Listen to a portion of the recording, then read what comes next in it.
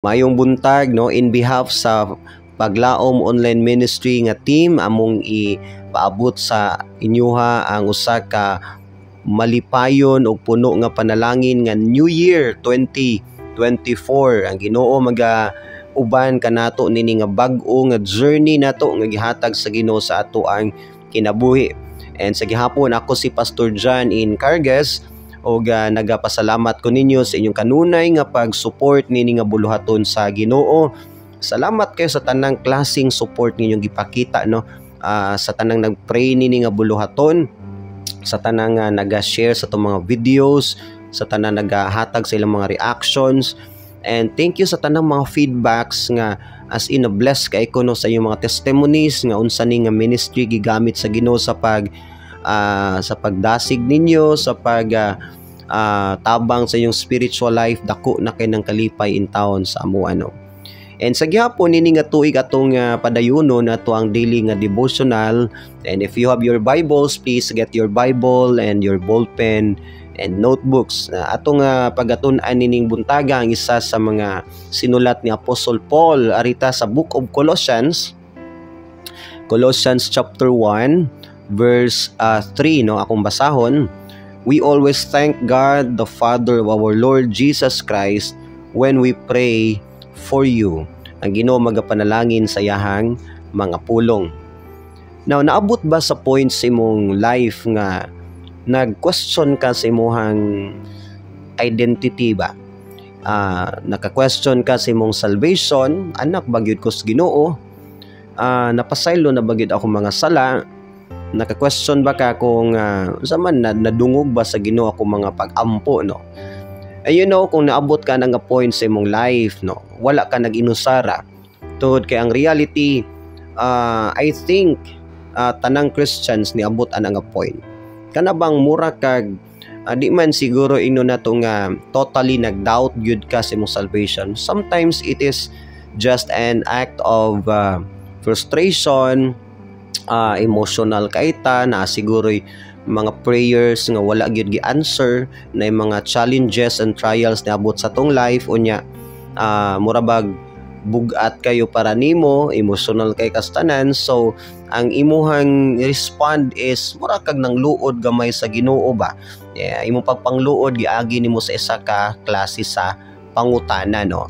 And you know what, mao nay nahitabo biya sa Colossian church no. Si Paul nagsulat siya ani nga church sa Colossa, iyang gidasig ang makaigsuonan dinhi kay nakaabot ni Apostle Paul ang isa ka balita nga ang Colossian church na influence sa lain nga klase nga pagtulunan, na inisulod nga lain nga klase nga gospel, counterfeit sa gospel nga gitudlo ni Paul ngadto kanila, to the point nga ang Colossian church mura na noon og naglibog sa ilahang pagtulunan. Naglibog na noon sila kung unsa may tinuod di ay no. And si Paul nisulat din siya mo nang nagsulat siya ning Colossian, Book of Colossian.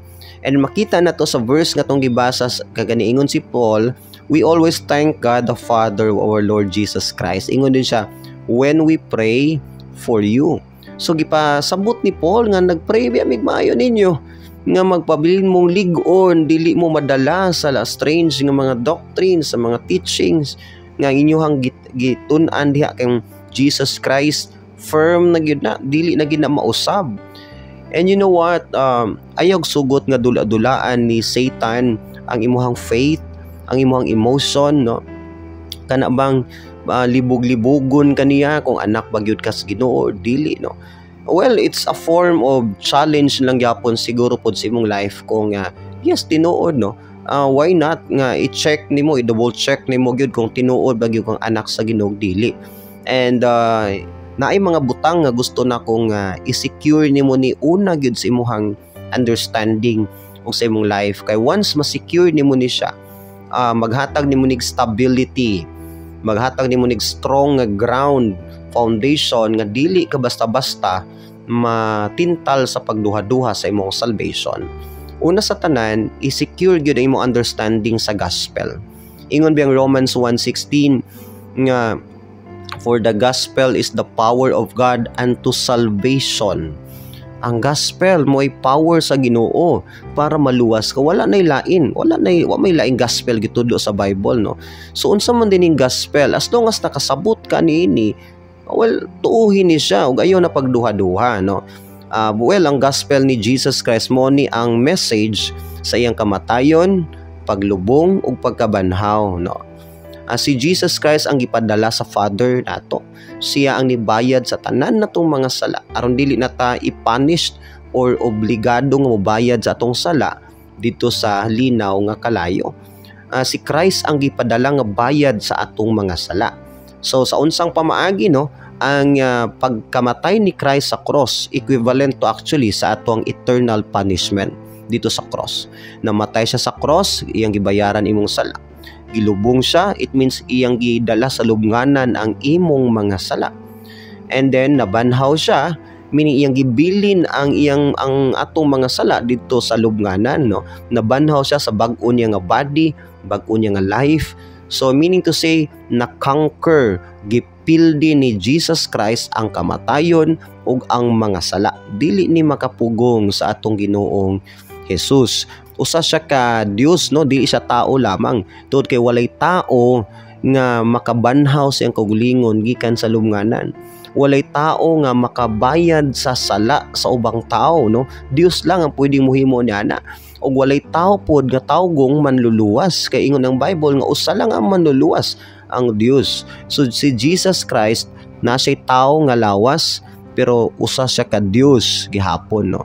Nagkatawang tao lang siya para lang naa siya blood na ay kinabuhi nga ma-offer dito sa cross, og na shedding of blood nga muagas dito sa cross. Kay ngon ng Hebrews 9:22, without the shedding of blood there is no forgiveness of sin.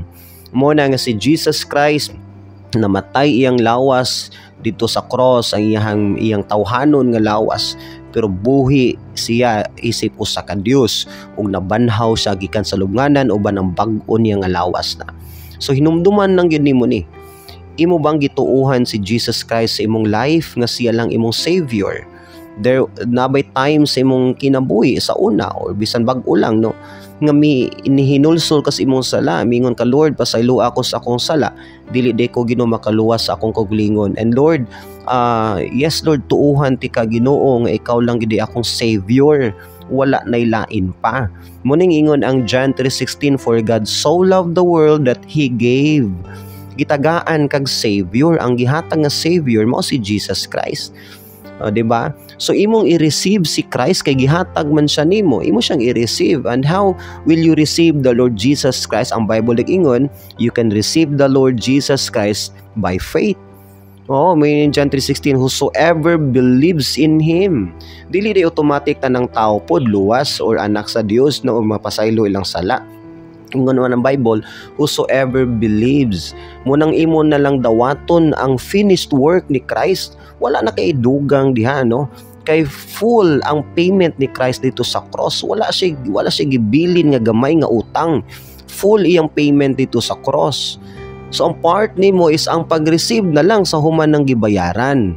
Di ba? And then inig-receive nimo ni Jesus Christ by faith. Kung tinuod yun kang naka-receive ni Christ by faith, mo result nagmaayo nga binuhatan, transformation sa imong life, nay kabag-uhan sa imong kinabuhi. Munang ayaw pong pailad kay basin bag wala ka na bag-o pod, moingon pod ka nga nakadawat na ko ni Jesus Christ, dugay naman to. And then why kabag-uhan imong kinabuhi? Dili biya na tinuod yun nga kabag-uhan ingon o kaluwasan ingon ng Bible. Muna yung Bible sa 1 John chapter 4, i-test imong kaugalingon. Kay kung hantod karon walay kabag-uhan imong life, well, posible gin wala pa gyud kakadawat sa Ginoo, dawat-dawat lang to sa una. So why not imong itarungon karon og dawat, no? 2024 ipakita na nga nanay dakong kabag-uhan imong kinabuhi. Opportunity basin baya 2025 balik natong Ginoo, no? Basin last na lang ni nga grace period nga gihatag sa Ginoo nimo. So as long as sure ka sa imong foundation, nakaila ka kinsa si Christ, and there was a time in your life nga imo siyang gi-receive by faith sa imong kinabuhi, sure ka ba kinasing-kasing nimo siyang gi-receive, I think dili ka kinahanglan na magduha-duha sa imong salvation. anak na ka sa Ginoo, as long as sure ka nga imo siyang nailhan, imo siyang gi-receive as your personal Savior by faith. So higalay igsuon unta nakatabang ni atong devotional para nimo. And then kung na kay questions, message lang nato no. Message lang sa ato ang page og ang Ginoo magapanalangin kanimo mag-ampot. Father in heaven, thank you Lord nini nga message sa imong reminder Lord sa mong life unsa Lord ka powerful ang gospel, and the Lord naning kamot pud ang kaaway sa paglubog sa mga nahuna aron dili mi mahimong confident na nun Ginoo sa among na-receive. Please Lord, tabangi mi nga magpabilin ming ligon, dili mi Lord ma-deceive, mo grow mi Lord sa knowledge and understanding Ginoo sa imong mga word, aron Lord dili mi madula-dulaan pod sa kaaway. I-bless ang tanan kaanak kanimo Lord, tagay sila, tagay mi og confident Ginoo nining tuig 2024. Sama na mga challenges Lord, ikaw nag-promise nga dili mi niobiyaan kay ikaw ang among Dios, nga among amahan. Ikaw mag-provide sa tanan namong need. Uban nimi Lord, dasiga mi, i-comfort mi sa imong Holy Spirit kanunay amhan at tanan ang ginasalig. In Jesus name we pray. Amen and amen.